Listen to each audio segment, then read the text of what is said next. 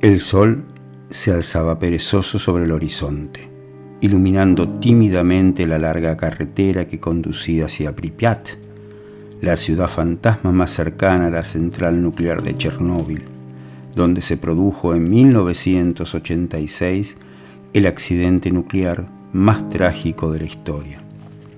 Un reactor de aquella central se había incendiado y explotado, esparciendo una gran nube de radiación sobre miles de kilómetros cuadrados, engullendo ciudades enteras como Pripyat, de más de 50.000 habitantes, que fueron desalojados de sus casas en pocas horas, perdiendo en un instante todo lo que tenían, sus pertenencias, sus amigos, su vida.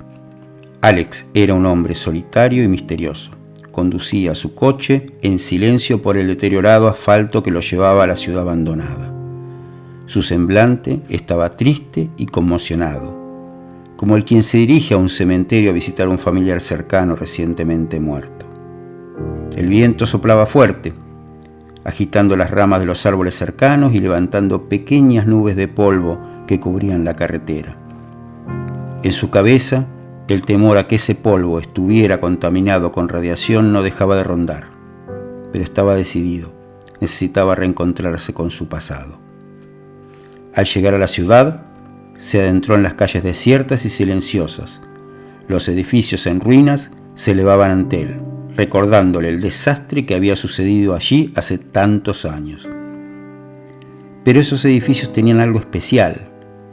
Parecían sí congelados en el tiempo. Estaban deteriorados por los años y el abandono, pero conservaban esa unidad de haber sido dejados todos a la vez en unas pocas horas.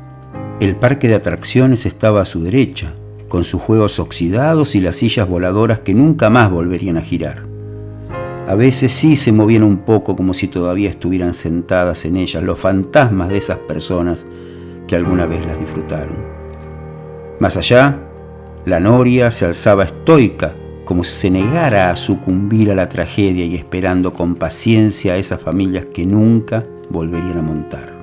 Siguió caminando por las calles, observando los edificios vacíos y las casas abandonadas.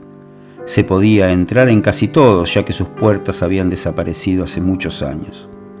Sin embargo, un sentimiento de pudor recorrió su espina sabiendo que estaba invadiendo la intimidad de aquellos recintos, al imaginar sus moradores viviendo su rutina cotidiana.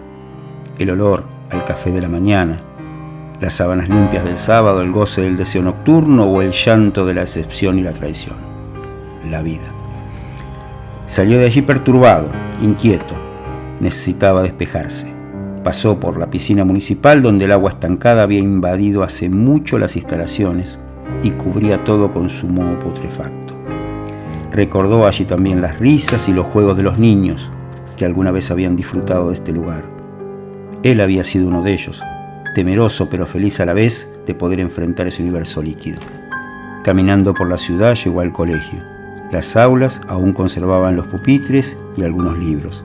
Los juguetes aún estaban en los patios de recreo, pero todo parecía congelado en el tiempo. Parecía estar oyendo aún los gritos de los niños y el enojo de sus profesores ante sus travesuras. Una foto de un pasado que parecía feliz. Claro, los niños son los únicos que pueden ser totalmente felices. Cuando crecemos, perdemos la capacidad de disfrutar de la felicidad como si fuera esta una patología. Alex se detuvo y recordó por un momento su infancia y cómo había sido la vida en Pripyat antes del desastre. Había sido feliz. Se detuvo un instante ante los ajados monumentos que recordaban héroes del pasado, aquellos que habían luchado por la libertad de su país y a los que ya nadie podría acercarles ni siquiera un ramo de flores en alguna fecha patria. Ellos lo entenderían, pensó. Querrían lo mejor para el futuro y ahora esto significaba estar lejos de aquí, lejos de la muerte radiactiva. Al llegar al hospital volvieron a su memoria los recuerdos de la tragedia. Cuerpos quemados y órganos destrozados por los efectos de la radiación. Recordó una vez más a los héroes anónimos que lucharon hasta su muerte para contener los efectos del incendio y de la explosión de la central nuclear.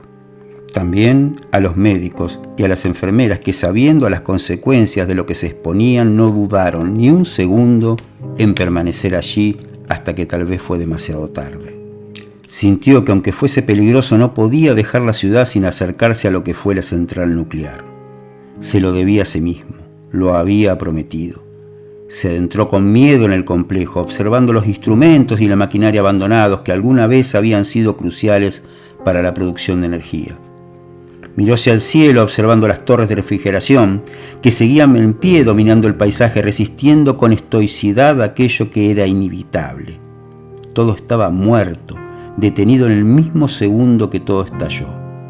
Sabía que en algún lugar, demasiado cercano, se escondía aún un monstruo letal que seguía contaminando todo con su veneno radioactivo hasta que la raza humana ya no existiera sobre este planeta. No pudo aguantar más. Salió corriendo de las ruinas de la central nuclear hacia el bosque, donde por fin logró algo de paz. En un instante se dio cuenta cómo la naturaleza había reclamado el lugar. Los árboles y arbustos habían crecido a través de las estructuras de metal, y la hierba y las flores habían brotado a lo largo de los caminos de tierra. Las criaturas del bosque se habían hecho dueñas del lugar, y los animales salvajes deambulaban libremente entre los árboles. Un sentimiento de esperanza le hizo reflexionar sobre cómo la vida había cambiado para siempre después del desastre. La tragedia había afectado no solo a la ciudad y a las personas, sino también a la flora y a la fauna de la región. Los efectos del accidente de Chernóbil habían sido devastadores y permanentes, tanto para él, que había sobrevivido, como para aquellos que a lo largo de los últimos 35 años habían muerto lentamente como consecuencia de la radiación recibida ese día. Pero había una esperanza. A pesar de los humanos, la Tierra sí permanece.